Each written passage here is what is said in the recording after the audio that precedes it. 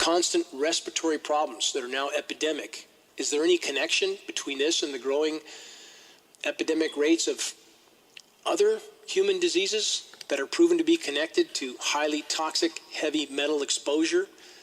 Lab tests from around the globe have long since proven a mountain of heavy metals like aluminum, barium, and strontium are raining down on all of us.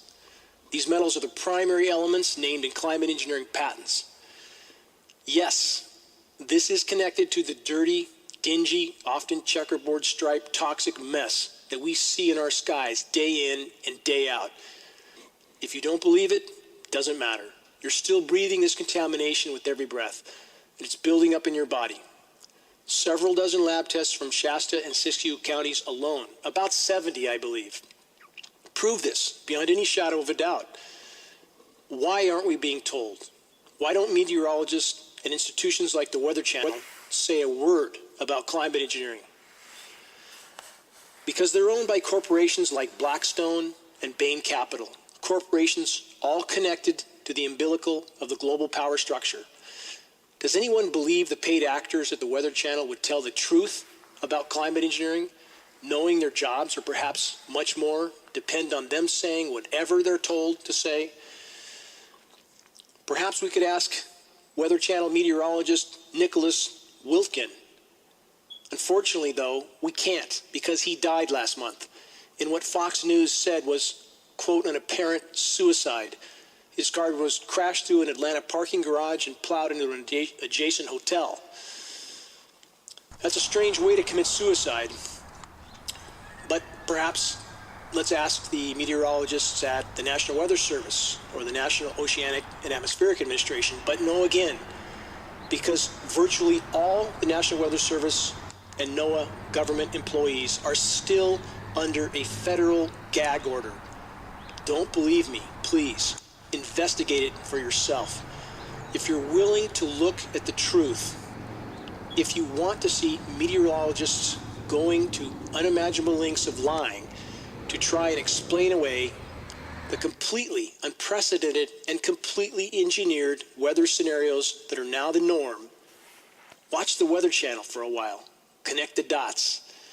Watch the behavior of the Weather Channel actors as they give truly an ever more complex and implausible fabricated explanation for weather scenarios that are historically unprecedented and meteorologically impossible without the climate engineering factor. Again, we have engineered snowstorms happening in the West with the center of those storms, like one I mentioned last week, Winter Storm, quote, Kayla, the center of the low pressure of a, quote, winter storm pushing 80 degrees with tornadoes on the, quote, warm side of the storm.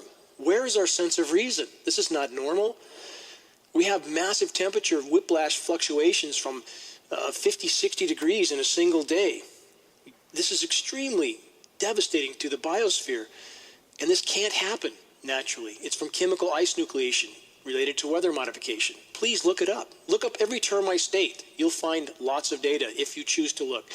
As the public wakes up to the climate engineering nightmare, the crimes of climate engineering, I believe they'll hold accountable as accomplices all those who have lied to hide the geoengineering insanity.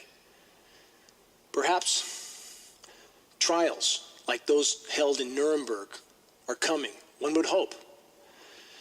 If you still refuse to believe weather warfare is going on over your head every single day, stand by. As I said before, you'll believe it soon enough. Queensland firefighters stretched by unprecedented heat wave. More than 70 wildfires are burning across Queensland as an extreme, unprecedented heat wave blasts the state. This is happening now. Record-breaking heat, unseasonably low humidity, dust storms, and thunderstorms that may not bring rain are in the forecast for parts of the state. Same thing that happened in California, same thing that happened in Finland, Sweden, Norway, Canada, Siberia, Alaska. This summer, the Northern Hemisphere is happening now in the Southern Hemisphere.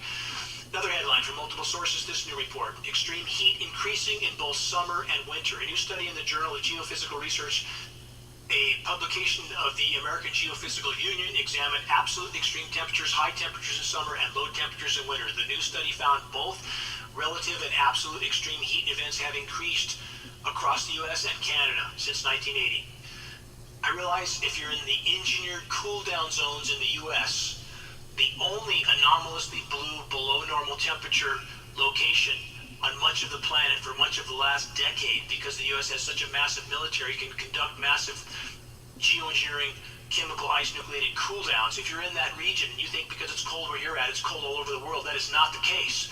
I will state again for the record, the eastern half of the lower 48 of the United States is 1/200th of the Earth's surface area. 0.5%, 0.5%. That is not indicative of the entire planet. Please look beyond your own doorstep, beyond your own windowsill. Please look at the global picture. It is not getting cooler. It is getting exponentially warmer. And this is not about Al Gore. It's not about carbon credit shams. It's about reality. It's about climate engineering. It's making the issue far worse, not better. Moving on. Greenhouse gases triggering more climate changes than we can handle. This is a recent study published in Nature Climate Change, provides one of the most comprehensive assessments yet of how humanity is being impacted by the simultaneous